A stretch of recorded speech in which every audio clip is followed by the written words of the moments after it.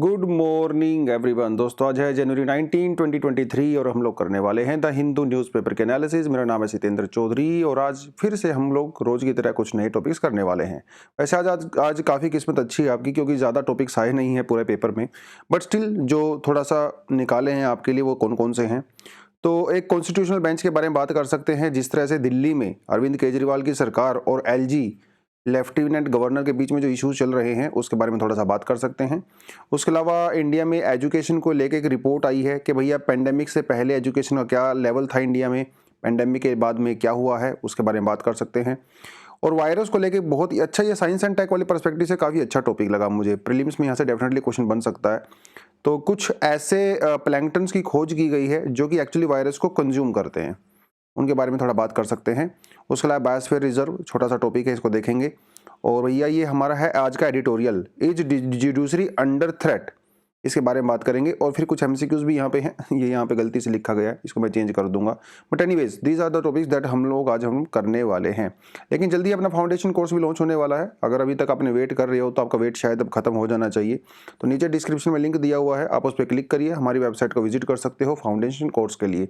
2023 में अगर आप अटेम्प्ट दे रहे हो तो टेस्ट सीरीज आपके लिए बहुत जरूरी है। तो 22 जनवरी यानी कि 2 दिन बचे हैं बस आपके पास, आप जल्दी से जाकर इस टेस्ट सीरीज को भी ज्वाइन कर सकते हैं। चलिए जी, बट सबने अटेंडेंस जरूर देनी है। नीचे कमेंट सेक्शन में आपने good morning, good evening, good noon, good night, जब भी आप एनालिसिस देखते हो तो अपनी अटेंडेंस यार लगा दिया करो, ठीक है। और वीडियो को लाइक तो कर ही दिया करो कम से कम, इसमें तो कुछ नहीं जाता, 1 सेकंड लगता है। बाकी आपके कुछ सजेशंस हैं, डेफिनेटली हम लोग पढ़ते हैं, कोशिश करता हूं कि अप्लाई करूं उसको, अगर हो सकता है तो। कई बार पॉसिबल नहीं हो पाता, कई बार हो सकता है। चलिए जी, तो पहला टॉपिक क्या है दोस्तों? पहला टॉपिक है refer LG issue to the 7 जज बेंच, सेंटर ने ये कहा है।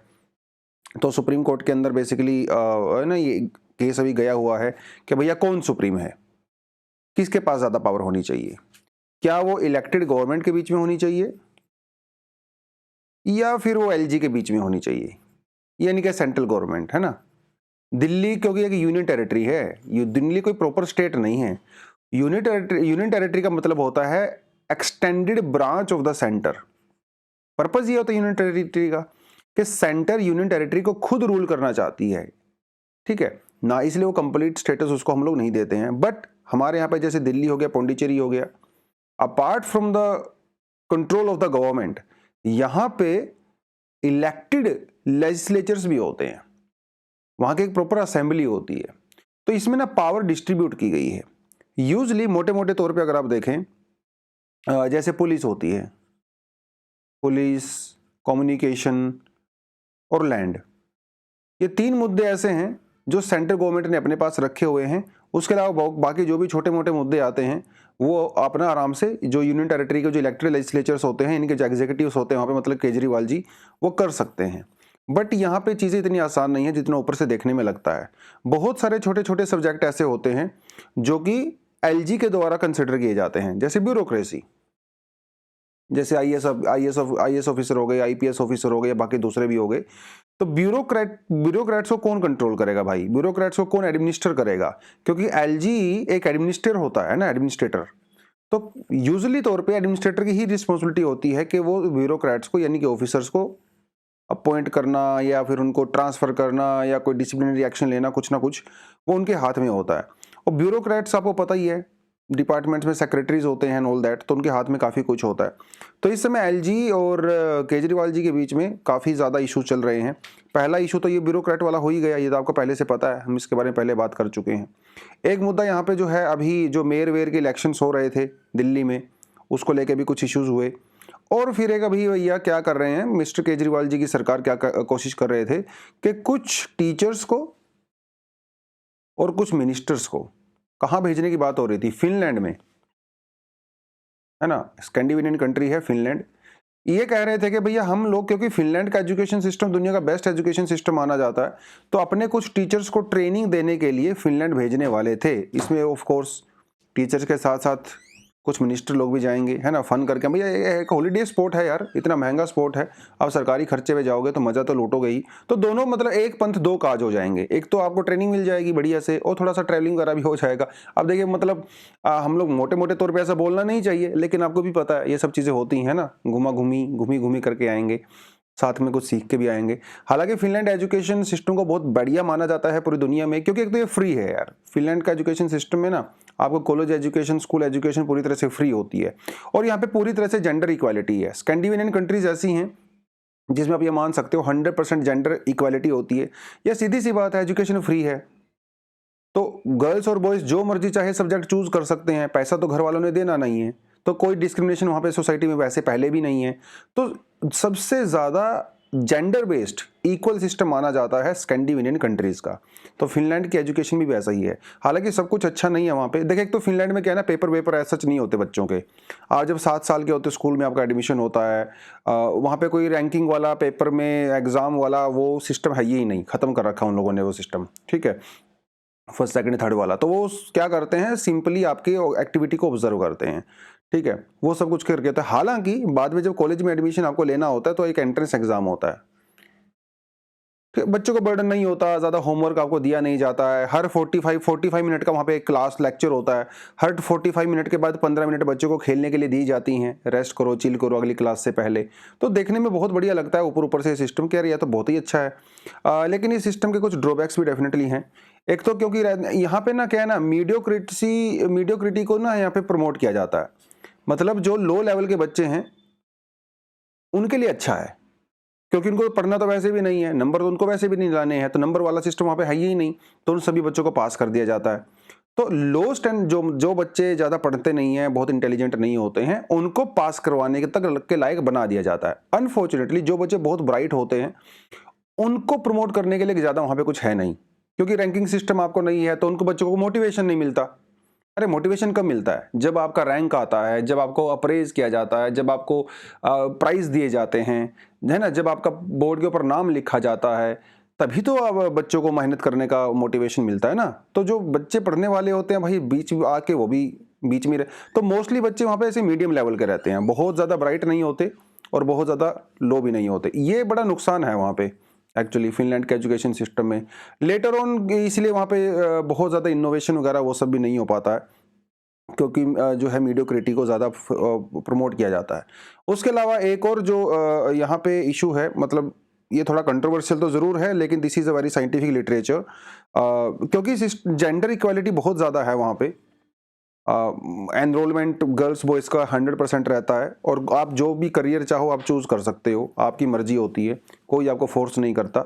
आपका बेसिकली इंटरेस्ट की बात है, अगर आपको किसी सब्जेक्ट में इंटरेस्ट है आप वो चूज़ करिए, आपकी चॉइस के ऊपर डिपेंड करता है। बावजूद इसके वहाँ पे इतनी सारी इक्वालिटी है आज भी।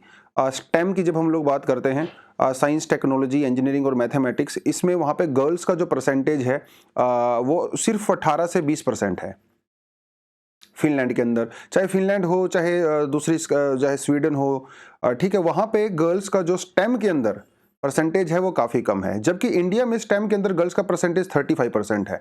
जबकि जेंडर वाइज इंडिया जो है वो काफ़ी अनइक्वल सोसाइटी है as compare to Scandinavian. Scandinavian में तो 100% इक्वालिटी हो गया भाई।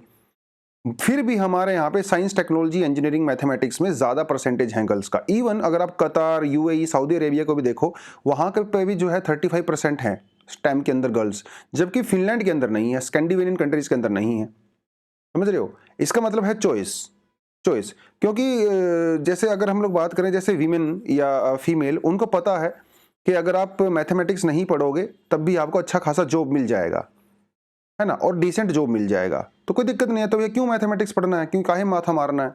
जबकि जैसे इंडिया, सऊदी अरेबिया, कतर वगैरह में फीमेल को पता है कि क्योंकि स्टेम एजुकेशन आपको बेटर रिटर्न देती है, इकोनॉमिक रिटर्न, तो आपको मोटिवेशन मिलता है मैथमेटिक्स इंजीनियरिंग पढ़ने का। तो इसलिए यहाँ पे हमारी कंट्री में अच्छा है percentage as compare to those countries.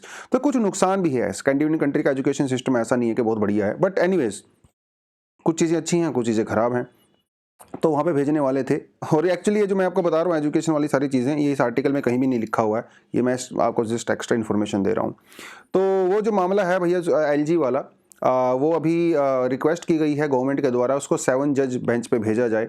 और बेंच का मतलब ये होता है कि भाई वो जो कोर्ट के अंदर कितने जज बैठते हैं, ठीक है, उनकी जो यहाँ पे चेयर लगी होती हैं, क्या वहाँ पे 5 जज बैठे हैं, क्या वहाँ पे 7 जज बैठे हैं, क्या वहाँ पे 9 जज बैठे हैं, और ये हमेशा ओड नंबर में होता है वैसे तो मोस्ट ऑफ द टाइम, ठीक है।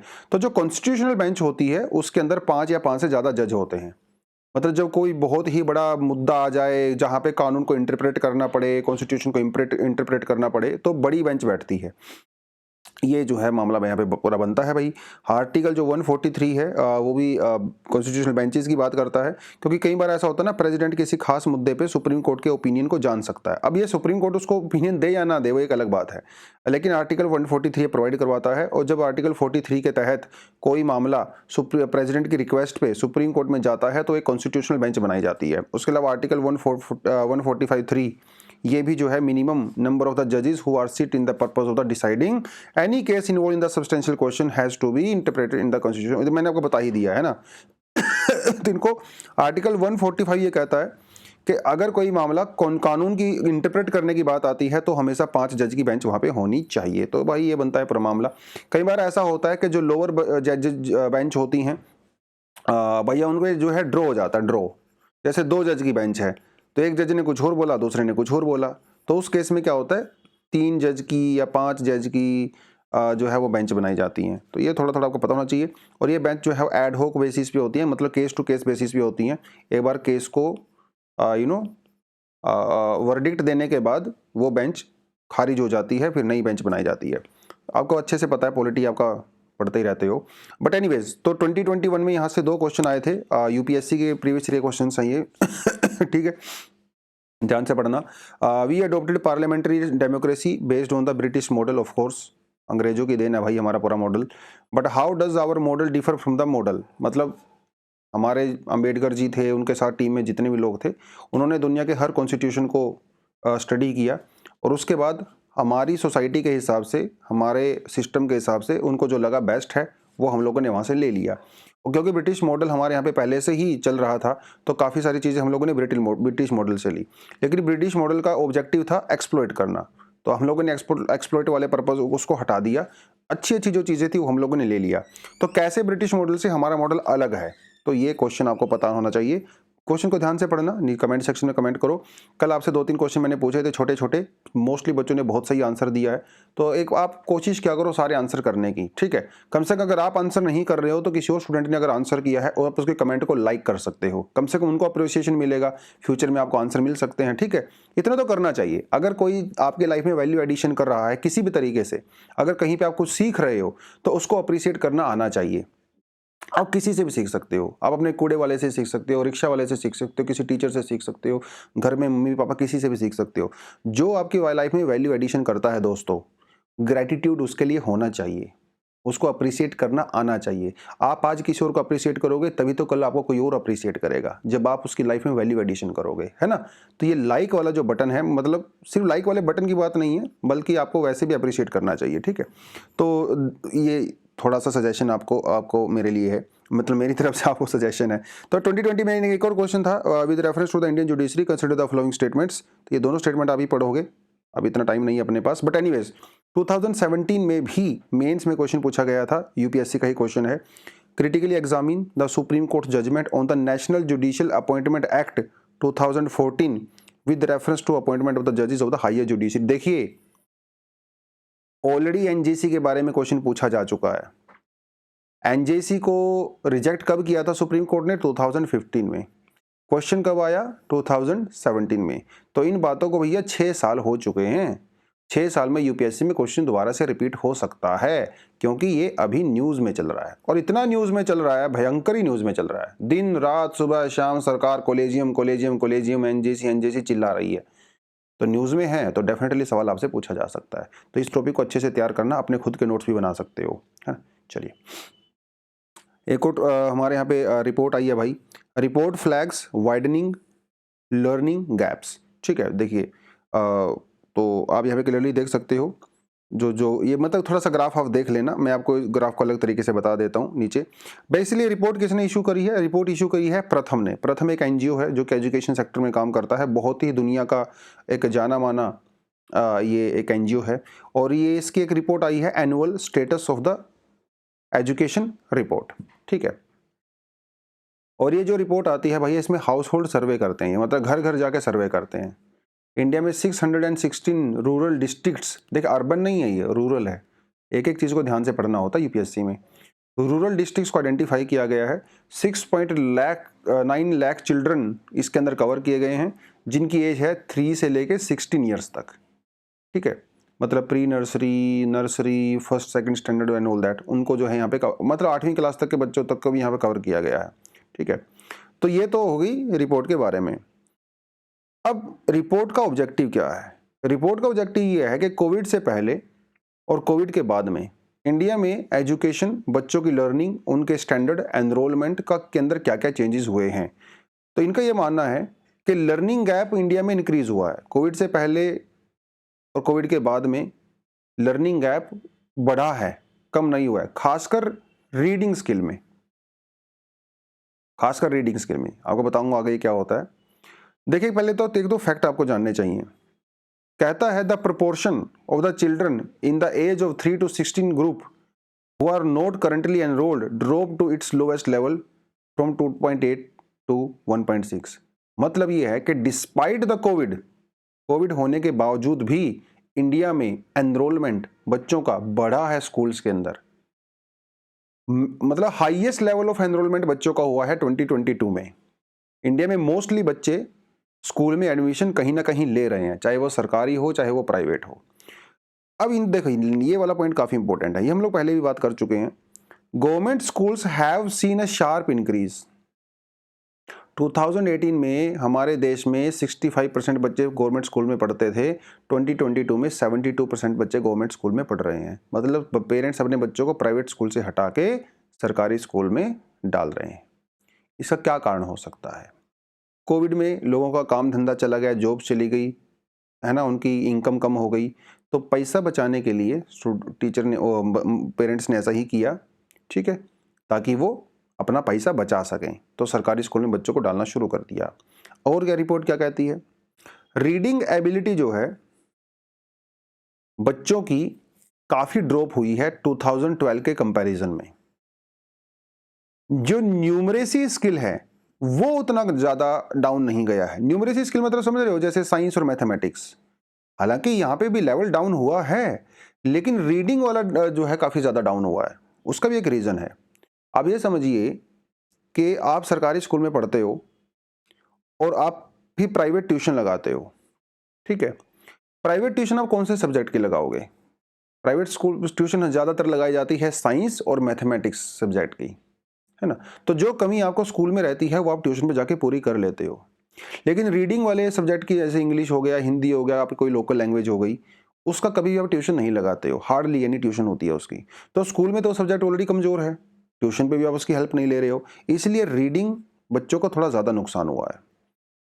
Percentage of the children in the class 3 in the government of the private school, जो पहले पढ़ाई कर सकते थे, मतलब रीडिंग कर सकते थे, पहले वो लेवल था 27.3%, अभी वो घट गया 20.5% ओनली। मतलब रीडिंग कैपेसिटी बच्चों की कम हुई है। डिवीजन और सब्ट्रैक्शन भी कम हुआ है, लेकिन वो ड्रॉप उतना ज्यादा नहीं है। देखो यहाँ पे ड्रॉप कितना है, 7% ना, 27 से 20। मैथमेटिक्स वाले में ड्रॉप जो है वो थोड़ा कम है। देखिए, पहले it was 28%, now it is 25%। तो यहाँ पे 3% का ड्रॉप है, ऊपर वाले में 7% का ड्रॉप है। समझ रहे हो? उसका कारण वही है, प्राइवेट स्कूल में आप बच्चा जाता है ट्यूशन पे, तो टीचर आपको साइंस पढ़ाता है, मैथ पढ़ाता है ना। चलिए, viral nutrition, new study reveals microbes nourished by the consuming virus. देखिए ना, हमारे पूरे इकोसिस्टम में, बायोस्फीयर में बैक्टीरियाज वर्सेस वायरस, ये लड़ाई चलती रहती है। ठीक है, बैक्टीरिया वर्सेस वायरस। बहुत बार बैक्टीरिया वायरस को कंज्यूम कर लेते हैं भाई, बहुत बार वायरस बैक्टीरिया को कंज्यूम कर लेते हैं। ठीक है, और ऐसा नहीं है कि दोनों नुकसान करते हैं। बहुत सारे बैक्टीरिया ऐसे हैं जो हमारे लिए बहुत बेनिफिशियल हैं, we can not survive with bacterias, लेकिन कुछ बैक्टीरिया खराब भी होते हैं भाई, है ना। ऐसे ही वायरस का भी होता है, हर वायरस हार्मफुल नहीं होता। वो बेचारे की इमेज खराब हो गई है कोविड-19 की वजह से, लेकिन हमारे लिए वायरस भी उतने ही एसेंशियल हैं बहुत सारे।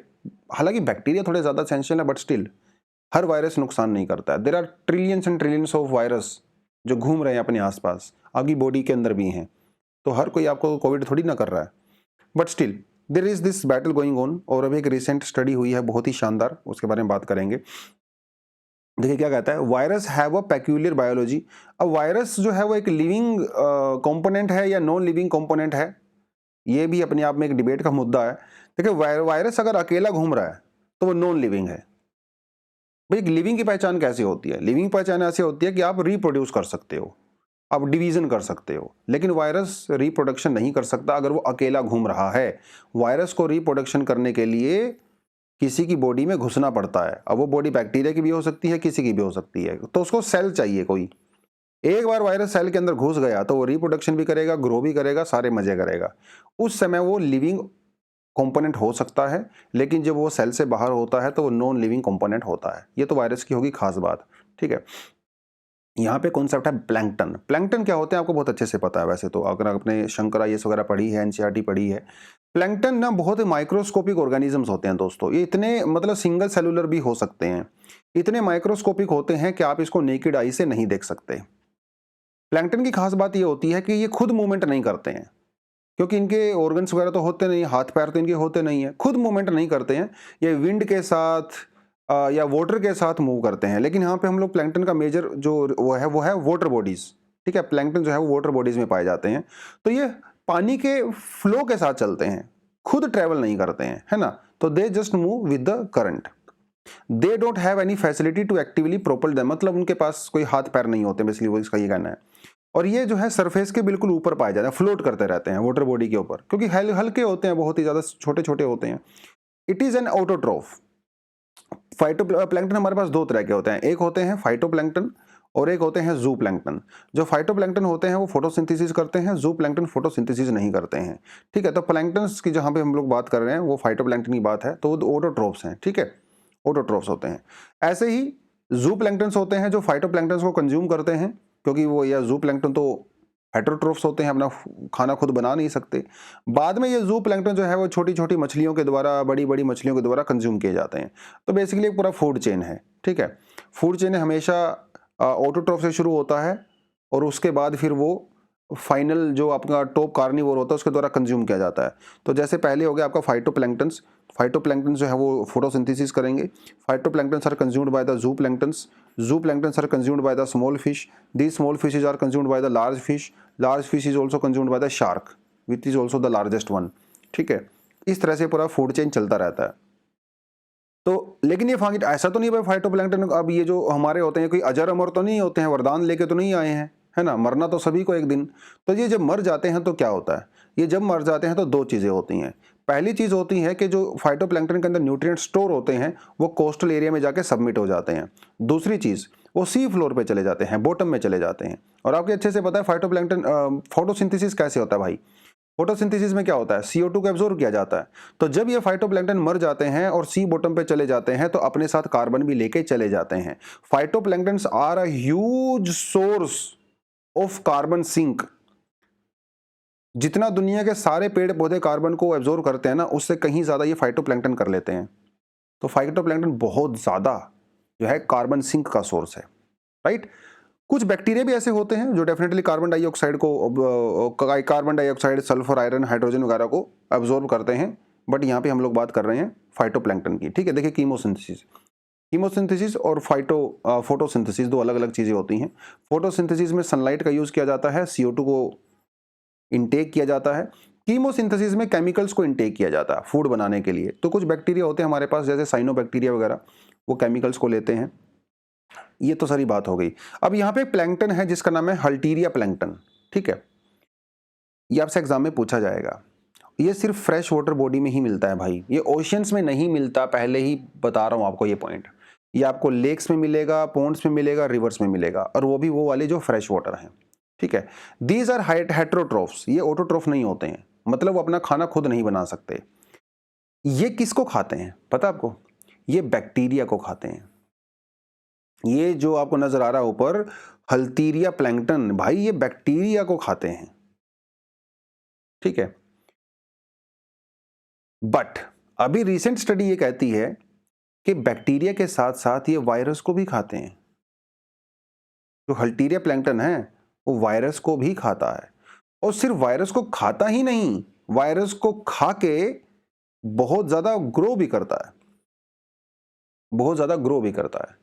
ये जो है नई स्टडी सामने आई है। अभी ये जो स्टडी है वो सिर्फ लेबोरेटरी में आई है, अभी इसको ओपन सिस्टम के अंदर हम लोगों ने एक्सपेरिमेंट नहीं किया है, लेट्स सी हम इसको वहाँ पे भी कर सकते हैं। देखिए क्या कहता है, they infect and kill both bacteria and the plankton, ये वायरस की बात कर रहा है, ठीक है।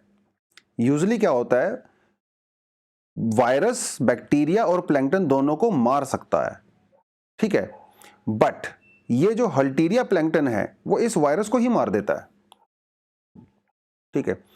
By also consuming the virus for nutrition, Halteria plankton can recover the nutrients lost in the viral shunt and bring back them into the food chain.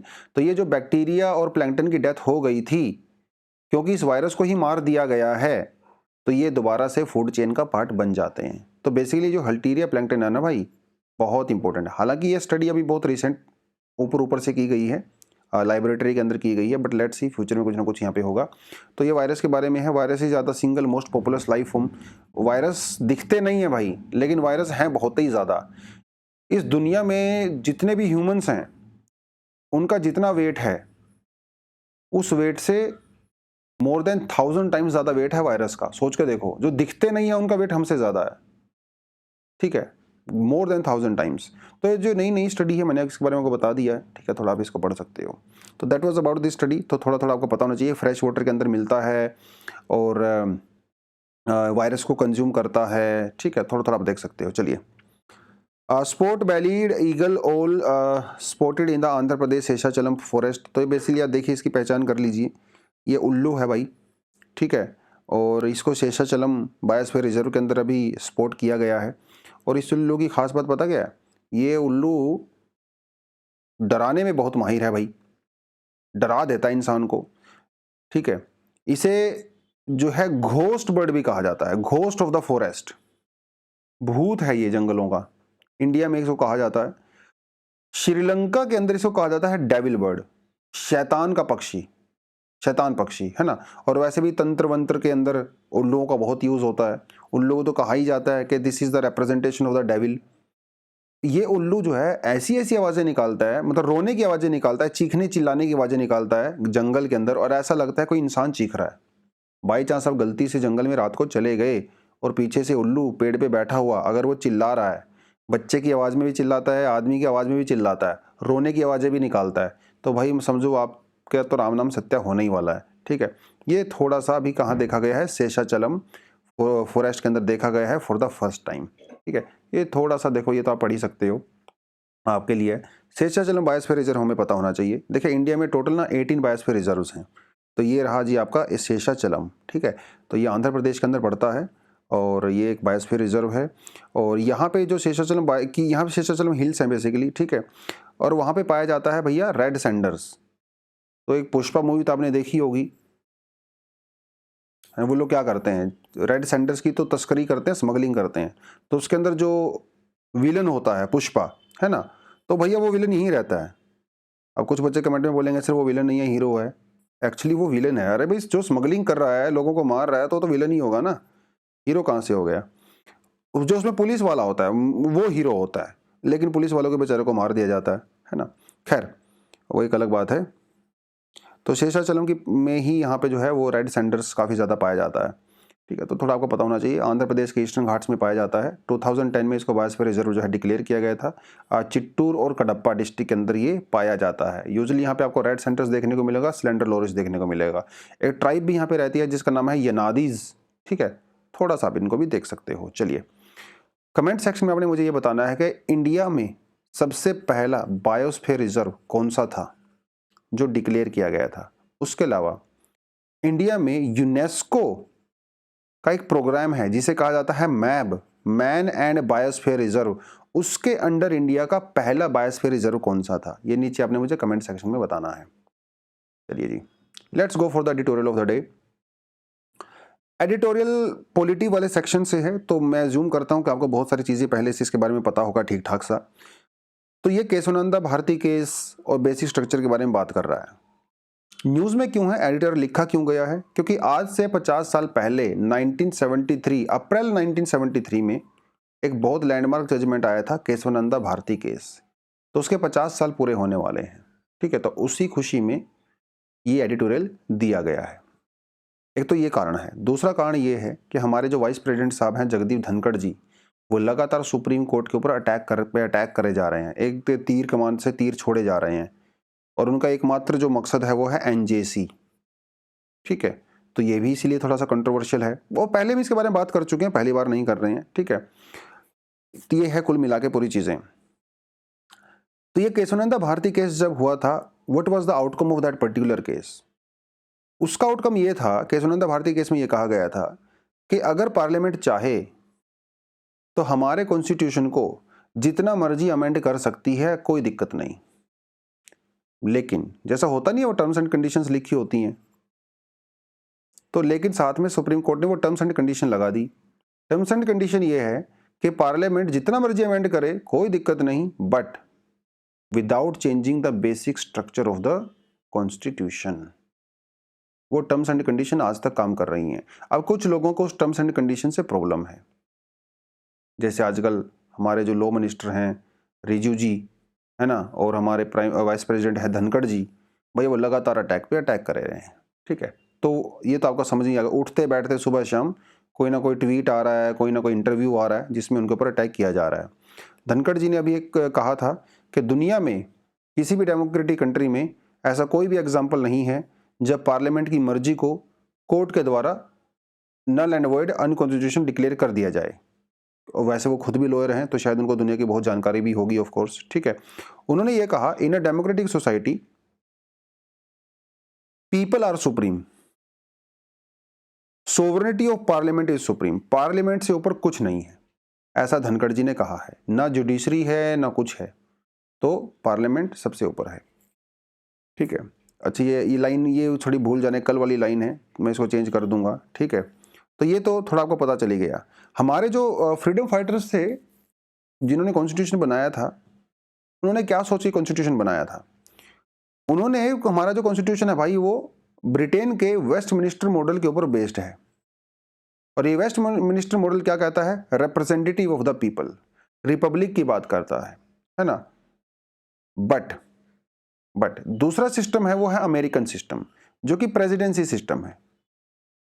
President वहां पे पार्लियामेंट का पार्ट नहीं होते हैं। पार्लियामेंट, ये प्रेसिडेंट जो है executive का पार्ट होते हैं, लेजिस्लेचर का पार्ट नहीं होते हैं। बट हम लोग ब्रिटेन वाला सिस्टम यूज करते हैं जहां पे लेजिस्लेचर भी और एग्जीक्यूटिव दोनों ही पार्लियामेंट का पार्ट होते हैं। बट हमारे कॉन्स्टिट्यूशन मेकर्स ने यह भी कहा था कि हमारे यहाँ पे जो लेजिस्लेचर है, एग्जीक्यूटिव है और जुडिशरी, खासकर judiciary should be independent of the government. ठीक है, judiciary should be independent of the government. और जो हमारे स्टेट्स होते हैं, state should have absolute power according to their own division of the power. अब हमारे यहाँ पे कुछ पावर सेंटर के पास है, कुछ स्टेट के पास है, कुछ कंकरेंट लिस्ट भी है। तो स्टेट के अंदर जो लिस्ट में आते हैं, स्टेट लिस्ट में, वो पूरी तरह से इंडिपेंडेंट हैं उसके काम करने के लिए। Basically we are talking about the separation of function. Judiciary has its own function, executive has its own function and legislature has its own function. ये हमारे कॉन्स्टिट्यूशनल मेकर्स ने सोचा था, लेकिन अभी इसके ऊपर अटैक हो रहा है। भैया जुडिशरी तो अपना काम कर रही है ना, लेकिन उसको काम करने नहीं दिया जा रहा है। क्या हो रहा है पूरा खेल? और ऐसा नहीं है पहली बार इंडिया में ऐसा हो रहा है। जब इमरजेंसी के दौरान Indira Gandhi was the prime minister, ठीक है, उनको भी कोई खास रिस्पेक्ट नहीं थी जुडिशरी वगैरह को लेके, और आपने बहुत अच्छे से पढ़ाई होगा उसके बारे में। तो पूरा मामला ये बनता है, सीधी सी बात यह है कि भाई अगर गवर्नमेंट क्रिटिसाइज कर रही है कोलेजियम सिस्टम को, हमारे लॉ मिनिस्टर रिजू जी अगर सिस्टम को अगर वो क्रिटिसाइज कर रहे हैं, तो भाई आप कोई अल्टरनेटिव लेके आओ ना, कोई बेटर सिस्टम लेके आओ, कोलेजियम से बेटर। सुप्रीम कोर्ट तो पहले ही कह देगा अब लेके आओ, हम लोग देखेंगे उसको। लेकिन सरकार खुद भी कुछ नहीं कर रही है। गवर्नमेंट ने साफ साफ कह दिया है पार्लियामेंट में कि हमारा कोई प्लान नहीं है ऑल्टरनेटिव लेके आने का।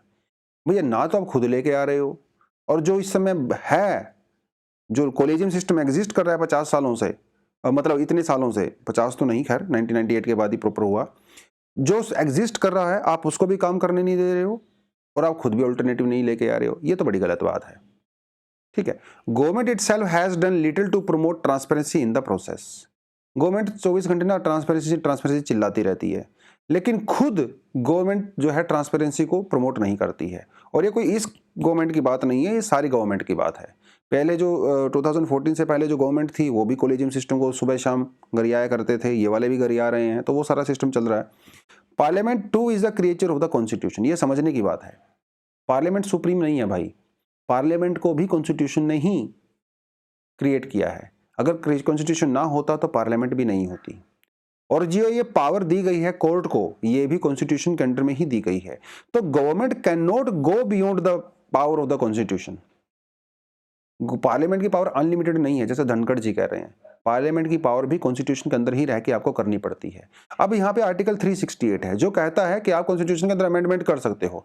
अमेंडमेंट का मतलब होता है चेंज, लेकिन आप इतना चेंज मत कर दो कि कॉन्स्टिट्यूशन ही चेंज कर दो जो आपको पावर दे रहा है। मतलब सोचने बात है कि भाई ये तो कुछ वैसा हो गया कि फांसी पे किसी को लटकाया जा रहा है, उसने बहुत सारे क्राइम कर दिए हैं, और उससे पूछा जा रहा है कि तुम्हारी आखिरी इच्छा क्या है, और वो कह रहा है कि मेरी आखिरी इच्छा ये है कि मुझे फांसी मत दो। ऐसा ही हो गया ना। तो 368 ये कहता है कि आप चेंज कर सकते हो कॉन्स्टिट्यूशन में, थोड़ा बहुत चेंज कर सकते हो, लेकिन आप पूरे कॉन्स्टिट्यूशन को चेंज ही नहीं कर सकते। ये कह के कि मेरे को तो पावर आपने दिया है, ऐसा थोड़ी ना होता है। तो ये कुछ कमेंट हैं, और एक्चुअली इनके पर्सनल कमेंट हैं ये। Although court did not provide exclusive list of the basic structure, basic features की हमारे पास कोई खास लिस्ट नहीं दिया है सुप्रीम कोर्ट ने, लेकिन केस टू केस बेसिस पे there are lot of things जो हमारे बेसिक स्ट्रक्चर का पार्ट हैं। जैसे इंडिया का फेडरल स्ट्रक्चर हो गया, सेकुलरिज्म हो गया, ठीक है, पार्लियामेंट्री सिस्टम हो गया, ये सब बेसिक स्ट्रक्चर का पार्ट आते हैं, बेसिक फीचर का पार्ट आते हैं। और लक्ष्मीकांत के अंदर एक लंबी चौड़ी लिस्ट दी हुई है, 2-3 दिन पहले मैंने भी आपको लिस्ट दिया था बेसिक फीचर्स कौन कौन से होते हैं, ठीक है, वो थोड़ा सा आप यहाँ पे देख सकते हो। और ये इनके पर्सनल कमेंट हैं, तो जो भी चीज़ मैंने आपको बोली है दिल पे मत लेना। तो सुहृत पार्थसारथी ये एडवोकेट हैं मद्रास हाई कोर्ट में, और यूजुअली ये थोड़े से क्रिटिकल होते हैं गवर्नमेंट के, ठीक है, but critical point of view भी बहुत ज़रूरी है, क्रिटिकल एनालिसिस होना चाहिए, तभी तो हमें सारे पॉइंट पता चलेंगे, राइट। खैर, तो ये था पूरे का पूरा आज का एनालिसिस। आई होप आपको अच्छा लगा होगा, मज़ा आया होगा। मज़ा आया है तो वीडियो को लाइक करें, नीचे कमेंट सेक्शन में कमेंट करें। अगर सब्सक्राइब नहीं किया है तो चैनल को सब्सक्राइब भी करें।